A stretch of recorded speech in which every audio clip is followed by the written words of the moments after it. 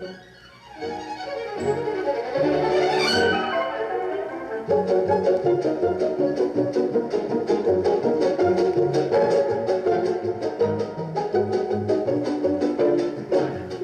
for the first of this week's videos, I wanted to continue the discussion on fouls that I started in last week's videos. And so for those of you who haven't seen that, the specific definitions of fouls that are in the, or a foul that is in the rule book is as follows in 2E. So it's non-incidental contact between opposing players. And then it goes on in the rule book to define incidental contact in 2H as contact between opposing players that does not affect continued play.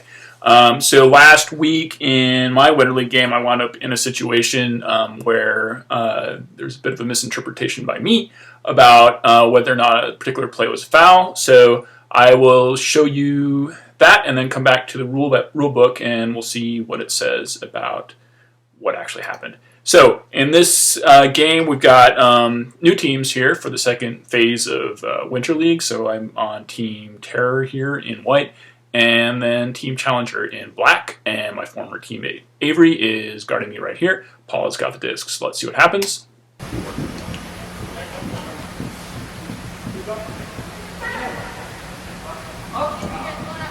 Okay, that's super subtle.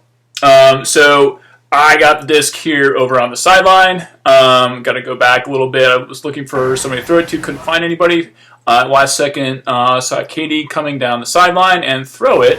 And then the pass is incomplete, but just as I threw it, Avery hit my hand. And I'm going to zoom in on this because I know these videos are a little bit hard to see when they get converted over to YouTube size. So we'll watch it kind of in slow-mo this way. So I lean over here and throw the disc, and just after I release it, Avery hits my hand in an attempt to block it. Okay, I call the foul, and then Avery, pretty sagaciously, immediately pointed out that it was on the follow-through.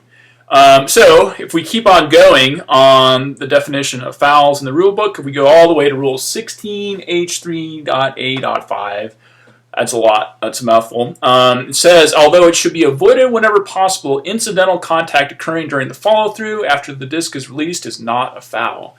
So Avery's point was that because this foul happened here after I released the disc and effectively didn't have any effect on the flight of the disc whatsoever, it's not a foul, it's just incidental contact.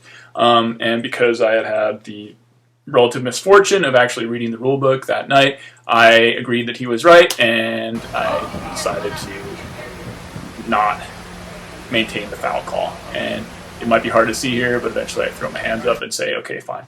And then it took a while, but we moved on and play continued. So that is a case where I've seen a lot of other plays in different leagues where people will, after releasing the disc on the follow-through, they might hit the marker or something, call a foul. It's not a foul.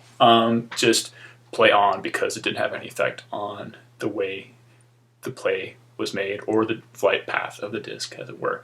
That's it for this short little video. That's not a foul. I'll pick it back up and say a few things about traveling in the next video.